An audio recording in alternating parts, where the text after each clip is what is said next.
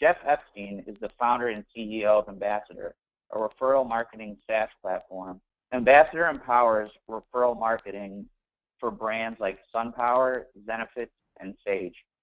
Ambassador is a venture-backed Techstar NYC company and is headquartered in Metro Detroit. Jeff is a serial entrepreneur and has started, bought, and sold several companies in the internet space. And he is also a trained attorney and loves Michigan State sports and ping pong. Suzanne Fanning, identified by Forbes as one of social media's top movers and shakers, currently serves as the president of WOMA.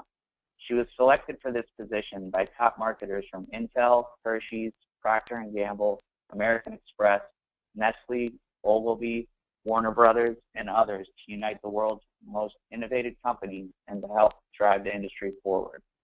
Her programs have achieved record-breaking results across the board for online and offline engagement, as well as sales for several global brands.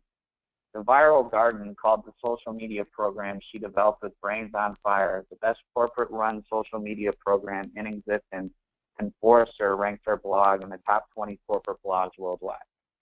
She received the Individual Excellence Award from her company in Helsinki, Finland, for personally making the biggest impact worldwide on the business, and she received numerous additional industry awards. So everyone knows we will be recording this session, and if you have a question, please feel free to type it into the chat box throughout the session, and we will answer them at the end. If you would like to follow along on Twitter, please use the hashtag WOMAWebinar. Thank you for joining us on this live webinar, and as a thank you, Ambassador will be sharing a referral marketing starter kit at the end of the presentation, exclusively for webinar attendees. With that, I will go ahead and pass it over to Jeff and Sue. Thanks, Michael. I really appreciate it. So the agenda for today is really walking through the past, present, and future of word-of-mouth marketing, thinking about referral marketing today, scaling word-of-mouth marketing with technology, and then, of course, a Q&A. I'm going to let Sue introduce some of the history of word-of-mouth marketing and let her kick off the beginning of this webinar. Thanks again. Sure, that sounds great.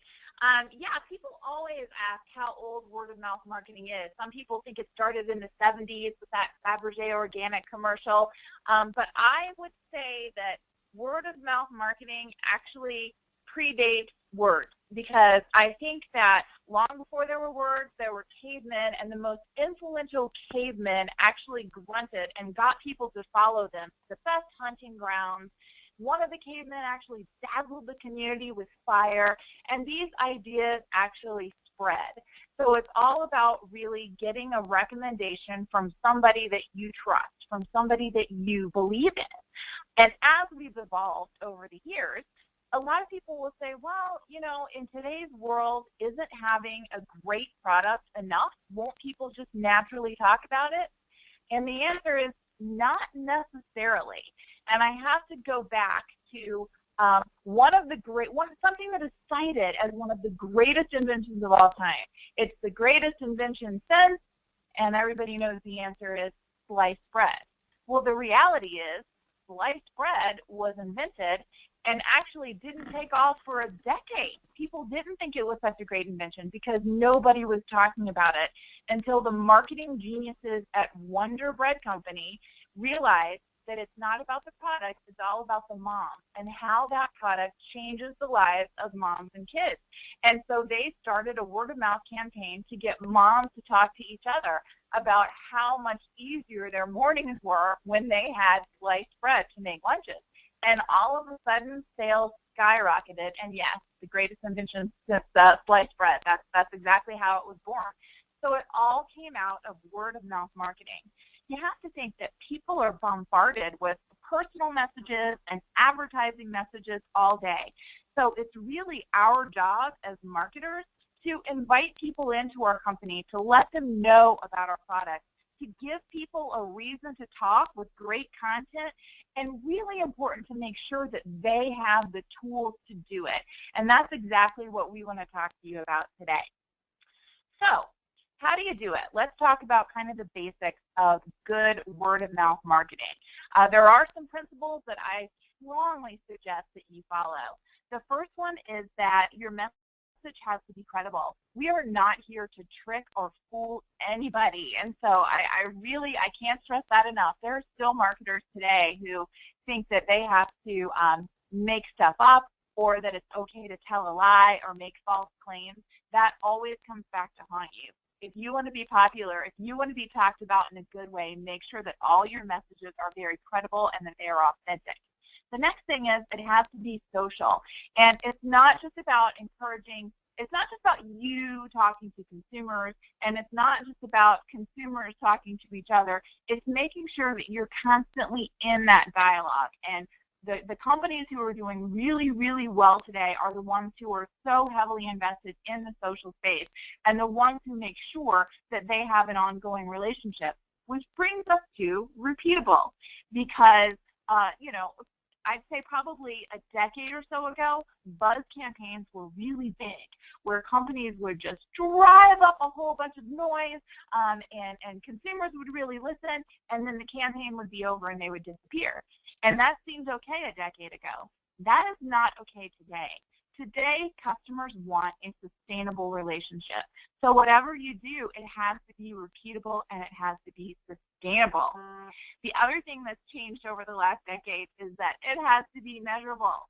We're hearing that marketers are spending about 1/5 of their budget on social engagement, and if that big of a chunk of your marketing budget is going to social engagement, you better be able to prove the ROI.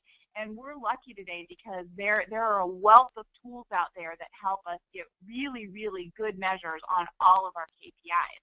So that's important today. And then, of course, being respectful is always important. We hear so much about privacy, and it's very, very important to make sure that we're paying close attention. We know the rules and that we respect them.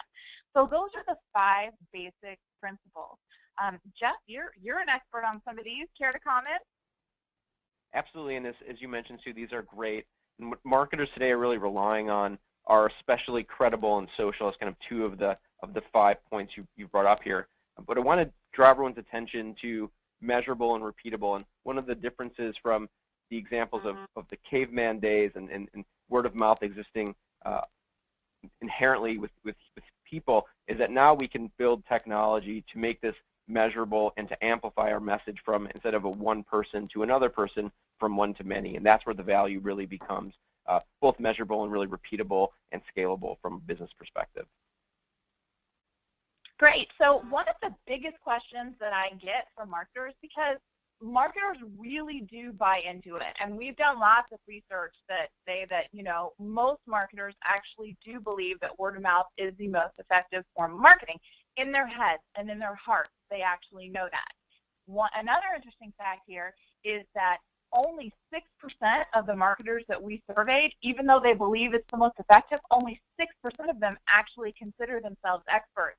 So what I would say to you is, if you can master this, you will be one of the top marketers in the country. You will be able to rule the world. So let's talk about how you sell it into your upper management.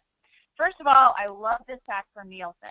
92% of consumers worldwide trust the recommendations from their friends and family over any other form of advertising. And that's huge, 92%. That was absolutely the biggest bucket. Only about 49% of consumers believe television ads. Think about how much money companies are spending on television ads to have less than half of the people believe in them.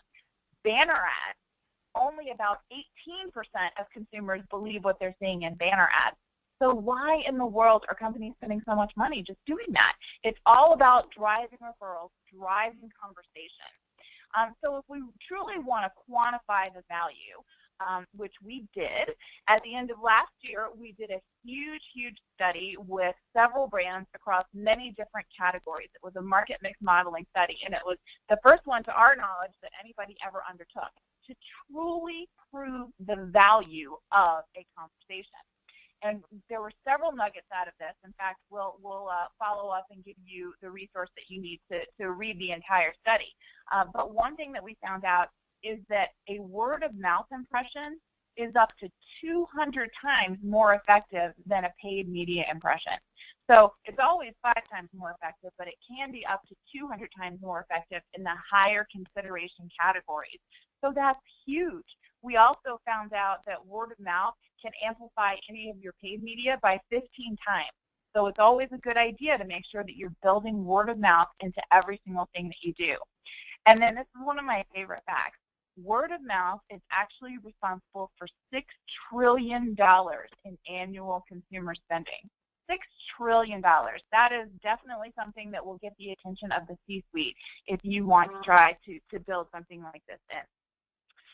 So how do we do it? You know, there are lots of different types of word of mouth these days, but one of the big emerging areas is referral marketing technology, because in today's digital age, automating the word of mouth process and being able to track and measure results truly gives brands the power to harness the age-old phenomenon of WOM.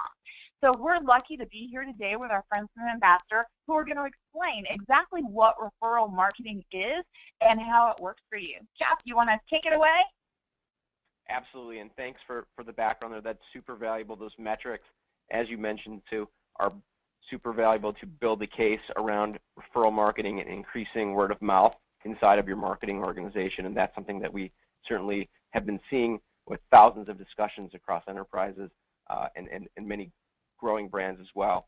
And really, the positive word of mouth is the lowest cost and most effective way to build and generate brand awareness, new leads, and also sales when leveraging those through referral marketing programs. So this is, again, what we're going to talk about today is kind of the progression from where we started, what referral marketing looks like today, and even think about what it can be going forward as companies continue to leverage really the umbrella of word of mouth as kind of we view the world. So thinking about the referral marketing, and particularly in regarding word of mouth, we think of it as an umbrella. So there are several different variants to ways that people are doing referring today because, again, the technology allows us to amplify our messaging. It doesn't need to be just one person to their neighbor. It can actually be one person to a population of people or to a network or a group that they know.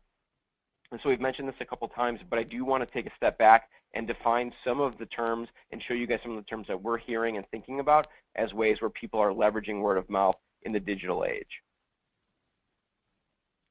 So the first one is affiliate marketing. I'm not going to read through all of these, but affiliate marketing, again, is performance-based marketing where people are rewarding one affiliate, which is one person that can be called to who is actually doing the referring or the sharing to refer another lead or customer. Advocate marketing is another term that is becoming more and more popular today, again, in the word-of-mouth space particularly, and it's really just a partnership. The distinction here is that the advocate has some inherent tie to the brand or company, and they're driving awareness through social sharing and generating traffic, gaining exposure for the brand as well. And then referral marketing, which we're mostly focused on in this discussion, is really rewarding users for driving new business and focusing on engagement, high-quality leads, and loyal customers. And those are all really important terms to think about as we kind of build out this category underneath the word-of-mouth umbrella here. A couple other terms that you may hear: customer loyalty, customer rewards. Those are things, again, that are terms that are being thrown around in the space. And again, the one thing I do want to touch on, and most importantly think through, is that this is an emerging category, although word of mouth has existed throughout time, as Sue has mentioned.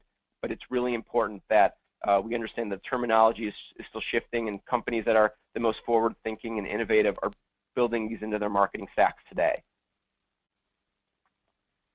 So thinking about some of the challenges for businesses and organizations as we kind of go through this process. Again, this is something that is still relatively new. It's still getting the attention of the C-suite and kind of funneling down to many of you folks here. But many companies, in terms of the challenges, are running these programs manually.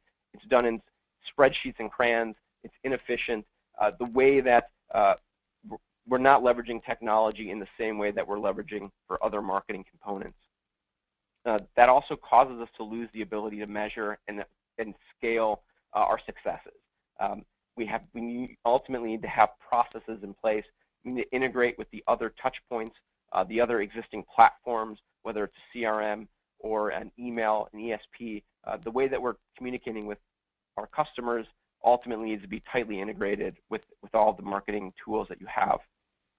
And it's also just a missed opportunity, right? The people, the companies that are doing this most efficiently and kind of the first movers to the word of mouth space are going to see the biggest results, right? The opportunity is there for people to dive in and really get a hold of the market and to really connect with those advocates and ambassadors who really love their messaging and want to feel a part of this.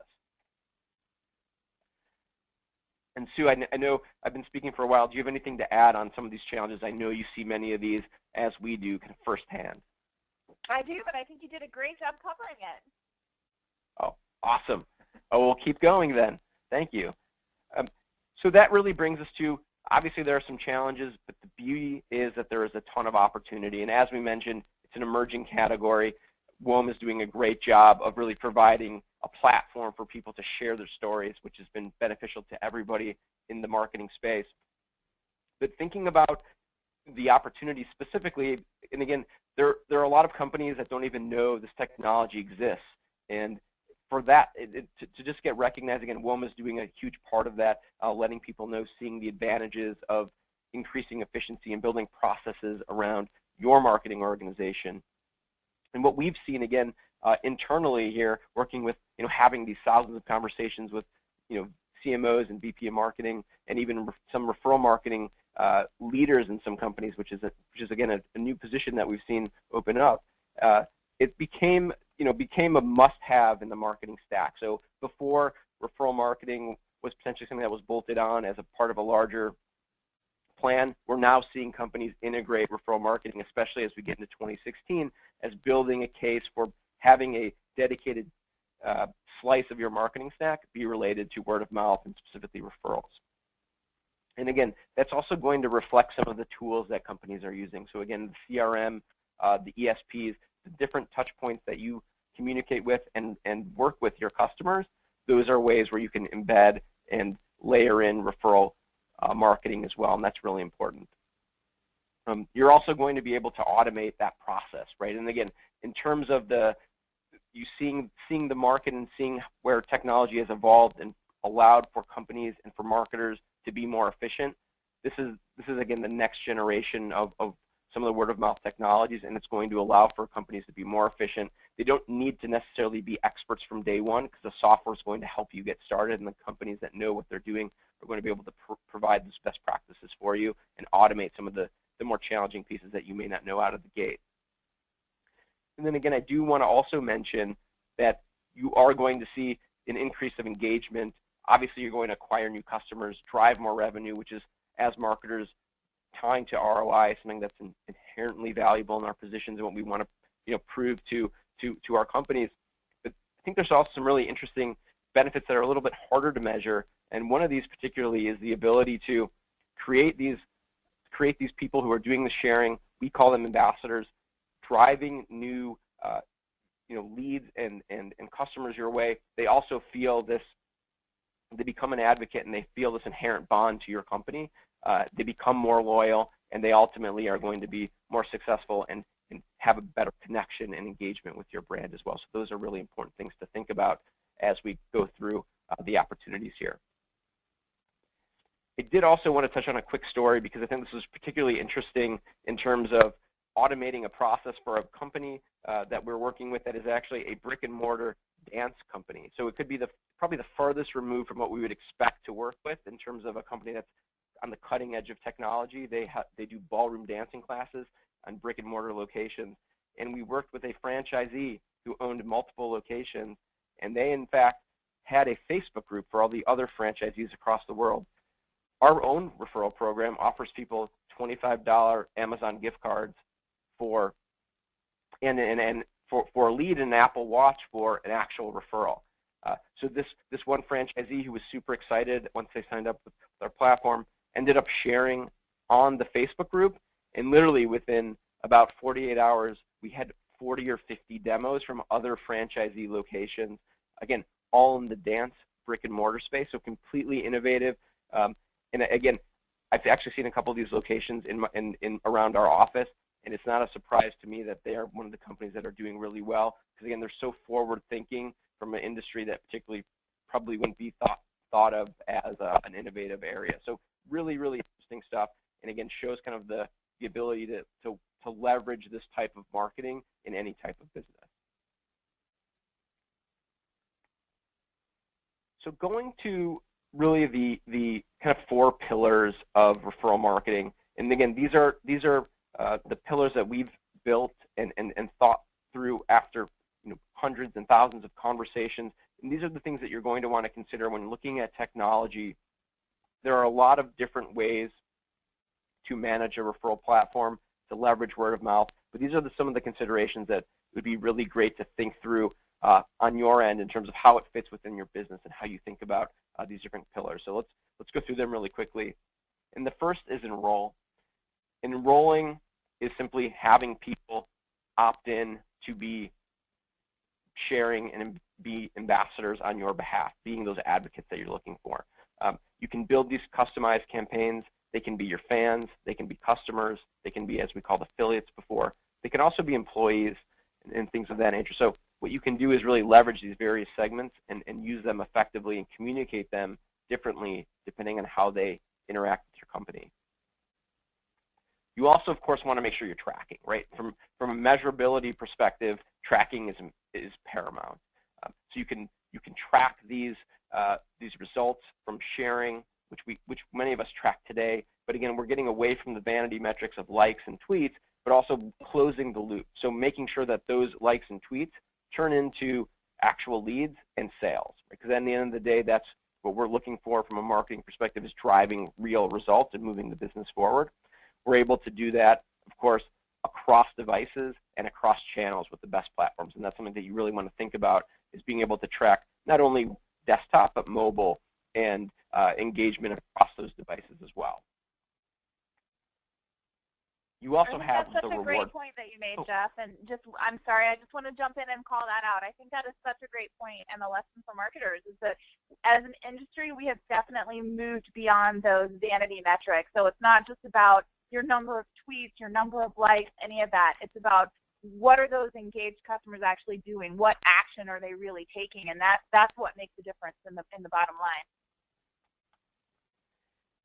Absolutely. And it's also important to note here that there are obviously lots of different options in terms of different technology. So I did want to touch on that as well. Again, that you do want to think through as you're looking at these pillars. The next one that I wanted to touch on was the reward perspective. And again, I quickly mentioned the story about how we give out Amazon gift cards, how effective those have been, and Apple Watches, which people love. But really, the reward perspective is really customizing and determining the activity that you want to reward. So create some sort of incentive that works with your brand, and really allow yourself to automate that process. And it doesn't have to be a gift card. It could just be recognition. It could be, it could be a gift card. It could be points or credits or what have you. But it's really important, again, to recognize these people that are sharing and driving real value for your business and for your products and services. It's important for them to understand and know that they're being recognized. And sometimes it's a physical card, and sometimes it's a handwritten note, but those things really do make a big difference. And it's something that, again, is going to increase their activity and get more people to be aligned with what you were hoping to accomplish. And then last but not least, and probably perhaps most importantly, is really managing this whole process. So if you think about this entire umbrella of word of mouth and what all of the ways that you can leverage, your best word of mouth to drive business results forward, you want to be able to manage that process efficiently from start to finish. And you can do that by both building campaigns that direct and tie to individual types of segments, as we mentioned, from your fans and your customers and your employees, but also really monitoring, viewing those measurable results that we talked about. So being able to track the results, and then, of course, optimizing. So just like you would think about optimizing a funnel or optimizing SEO from an SEO perspective, or your emails, just like every other marketing strategy, you want to optimize your campaigns and your tactics to do even better in the future, and that's equally important. Anything to add there, Sue, in terms of, I know that's obviously really important to think about those pillars. Definitely important. No, I have nothing to add. Again, you're doing a great job. Thank you. Absolutely. So now, again, particularly we want to talk about scaling word of mouth with referral marketing technology and thinking really about how can we build this. It's one of the biggest pain points is turning it from Excel and crayons and caveman to caveman to leveraging this technology in the digital age where one person can reach millions at a time, and thinking about how we can do that effectively and how technology is really the centerpiece of that transition. So I want to go through a couple examples here, particularly that we've seen some of the benefits, and actually show you a couple of use cases. One of the first example we have here is going through and looking at benefits of referral marketing through the lens of a company many of you probably know. It's a company called SunPower. They're a public solar company, and really they came to us and they had some big problems in terms of what they wanted to accomplish, what they knew they could accomplish from a word of mouth perspective, what they were able to do physically with the technology that they thought was available to them. And for them, they needed scalability first and foremost. It was building a process to quickly scale and use referrals. In their case, they have specific dealers. So if you think about it, similar to an auto company, SunPower is the Ford, but you buy your car perhaps from a Ford dealer, and it's the same thing with SunPower.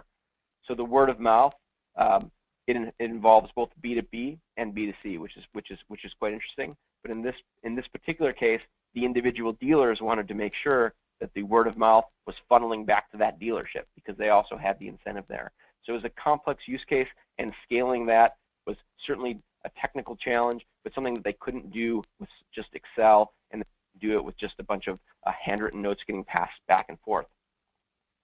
It was really important for them to integrate this across their entire marketing organization and even into some of the other components of sales and dealer management as well. The second big challenge was measuring ROI. Because again, this is a similar thing we hear across every company, is that they know, and I'm sure many of you know, referrals are driving business for you, but we don't know how much and we don't know where exactly. We know it happens, we can see some statistics, but we don't have a holistic way to measure this and then of course optimize it. And again, we're seeing that on both the B2B side in terms of leads and new customers, but also B2C, where you're seeing typically higher volume and direct sales, again, whether it's across e-commerce companies or the like. The third piece is also flexibility. So the flexibility is another key challenge for many companies, and it's really the key with flexibility is building a solution that is a seamless interaction with your customers or the people sharing. So it's not just a situation where you want to create a way to share that is not inherent to your brand. You need to create a seamless, elegant experience where the people sharing, and again, as we call them ambassadors, are working in a way that works with your brand strategy and works with the way they interact with your products and services. And if that is, obviously, typically those are going to be branded exchanges. They could be via email. They may be inside of an application if it's mobile, or even on a website. So again, it's going to depend on your business and the way that you typically communicate with those people. But it needs to be done in an authentic, natural way, and that is really best decided by your team. But again, you'll hopefully work with a partner who can help you solve that together.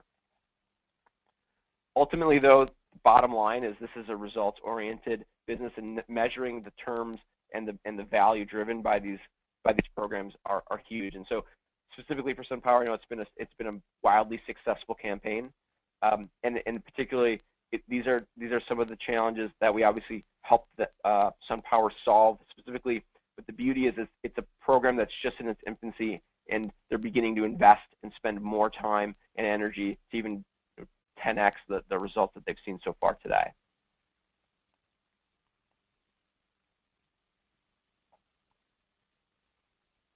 So when we think about the evolution of word of mouth, referral marketing technology is at the forefront.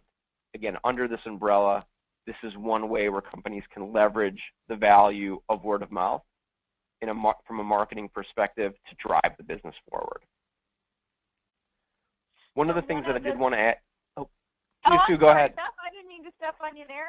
I was just going to say that one of the things that we definitely try to do as a trade organization is provide a number of different resources for the industry. And so we are absolutely delighted that our friends at Ambassador actually put together this wonderful referral marketing starter kit. And so we are going to be sharing that with you because obviously referral marketing is definitely on the rise and you get such great results and great measurements. So this handy dandy kit is going to be a great reference for you and you'll all be receiving that as a follow-up. Excellent. Thanks, Sue. One thing to think about too with the starter kit is I know a lot of companies are planning for 2016 and thinking about their marketing plan going into the year. And this is one thing where if you are just starting to think about referral marketing and how you can leverage word of mouth in your company, in your organization, this is really a great start. And definitely it's something to keep top of mind and continue. And what you'll notice is as you start thinking about this and as you are already more integrated with WOMA and word of mouth marketing, you'll notice this coming up more and more across whether it's on TV or some other mediums where you see referral programs and referral marketing really at the forefront of companies' marketing initiatives, or at least much more focused than what we've seen in the past.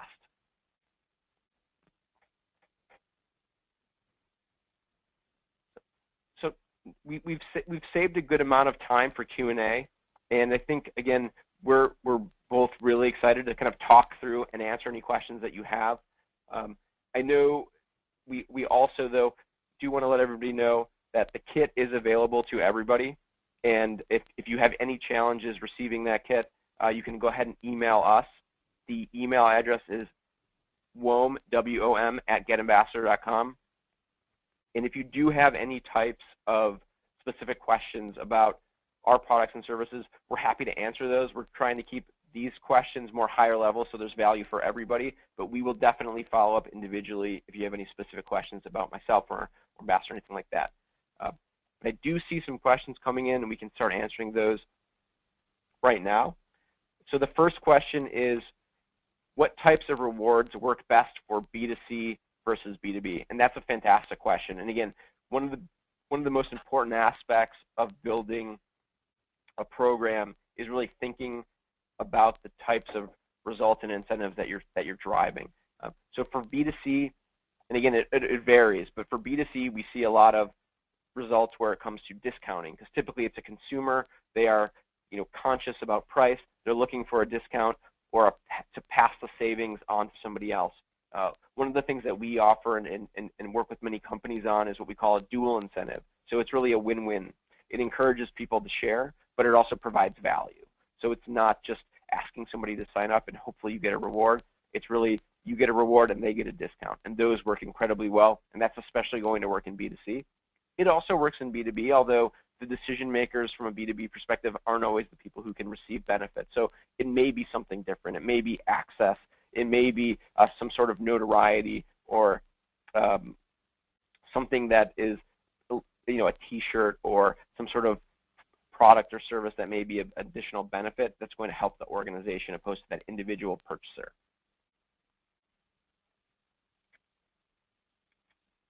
Another question is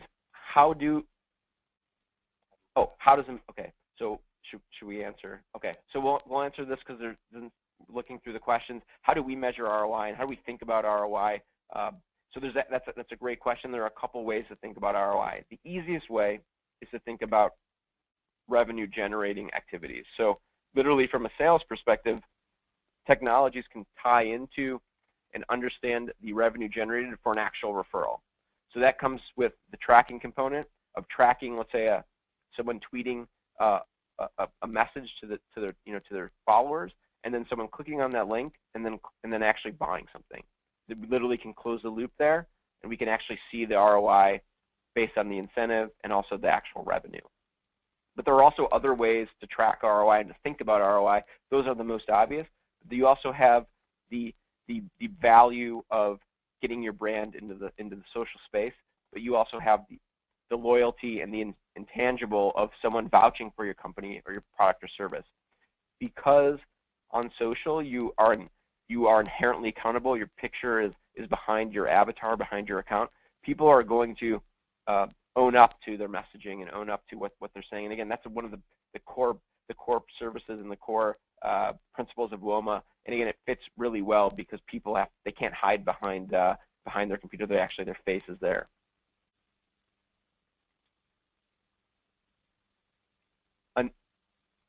Another question here is, and Sue, I'd say feel free to jump in if you have any any commentary as well.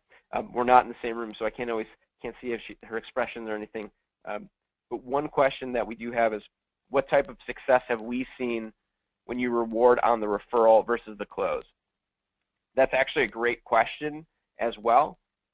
And I think we almost exclusively reward on the close, and we, as a best practice, we tell our customers to do that as well. And the reason is that's the most measurable point of the transaction.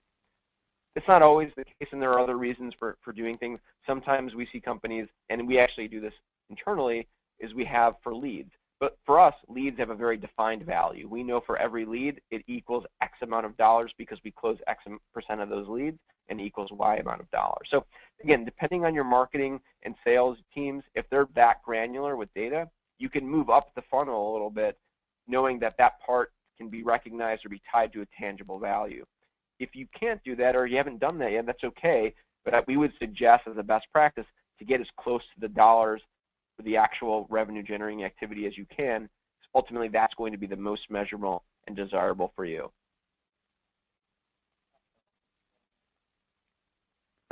So this question is specifically about our product, but I just want to, I'll answer this one because I think I may have misled people a little bit. And it asks if Ambassador, our product, focus on offline word of mouth or online word of mouth, or does it tackle both? And so I would say this: our system and any internet technology is going to measure online word of mouth more effectively.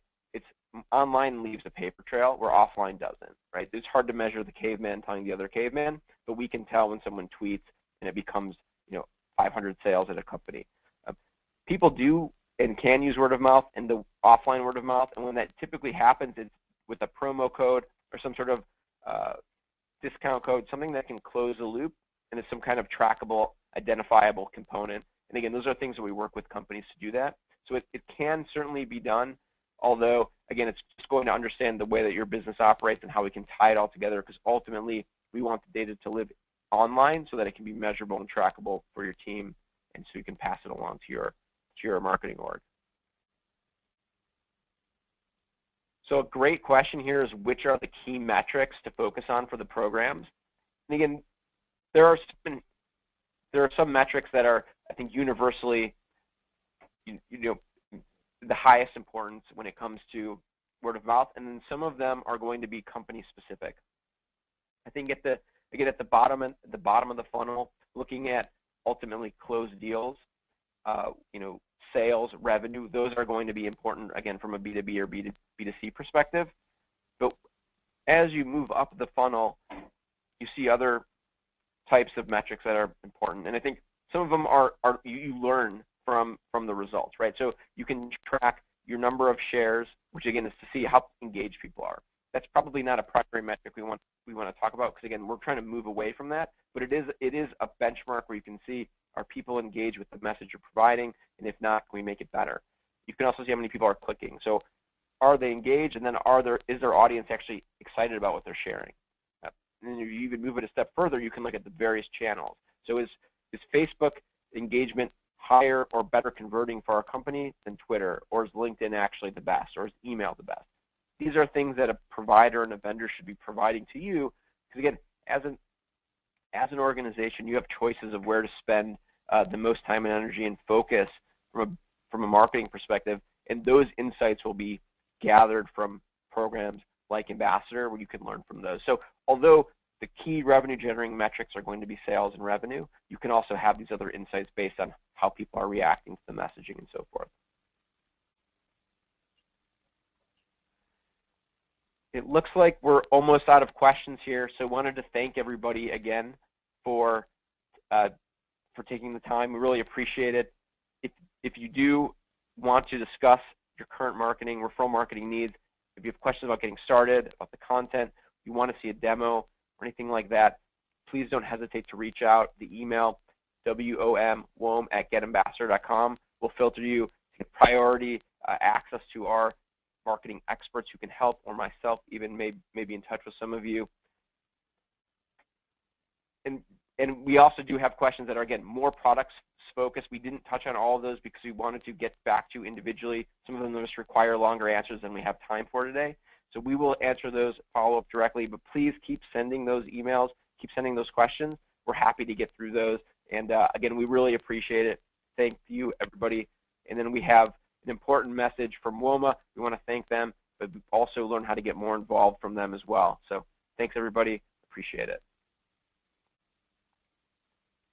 All right, well, thank you, Jeff and Sue. And yeah, as this slide says, if anyone's interested in becoming a member of WOMA, you can visit the woma.org website and scroll down to the Become a Member section, and you can get our membership application that way. And you can also attend more of our upcoming webinars, and feel free to reach out to me with any questions you may have, michael@woma.org.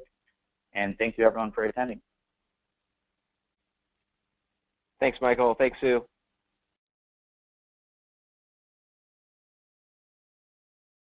E-commerce. And the answer is, I love it. The opinion is it's a great, great, great way to drive new customers. And when you have an e-commerce brand that has high loyalty, high engagement, word of mouth is going to be very, very effective. And many of our most successful customers are in the e-commerce space. And it's really something that we see. It's almost table stakes at this point. And it's really becoming very common for companies to start using word of mouth. And it's very important. We especially see this in competitive e-commerce, fashion, nutrition, companies where there are a lot of choices. Word of mouth is driving very tangible and successful results. So it's a fantastic, fantastic move to think about. Here's another question. This comes up a lot, and it's one of those things. It's a question. So let me read it and I'll answer it here. And the question says, we have a very loyal client base, one that loves our product and support services, and this person struggles with getting them to proactively promote. And it says, what kind of tactics can we use without coming off as super self-serving? This is a question that I would say that I probably get, and again, I'm usually working with larger enterprise brands that have these same type of loyal followings. Let me first say this is the absolute best use case, because these people don't take offense when you ask them. And again, you should ask them and you should communicate them in the same manner that you communicate with them normally. So if you are always fun-loving and that's your tone, keep that same tone. They will appreciate you for the way that you operate your company, and it doesn't have to be overly self-promoting. And I would suggest you don't do overly self-promoting. But what we found is that the best, most successful companies have a very passionate, excited user base, very loyal. And our only challenge is when we work with companies that don't have that, because we can't manufacture that on the fly. We can bring up engagement, we can help bring up tactics, but we can't make your fans and your customers love your products. So that is literally a huge advantage.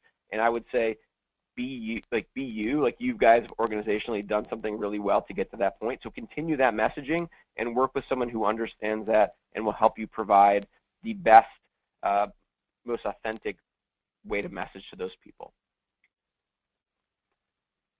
All right, I think I hear the end of music here, so I think we're going to have to call it this afternoon. But again, thank you everybody for sticking around after the fact.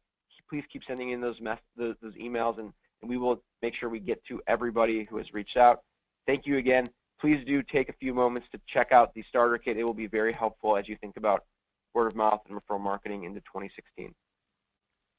And we'll be following up. Thanks again. Have a good afternoon.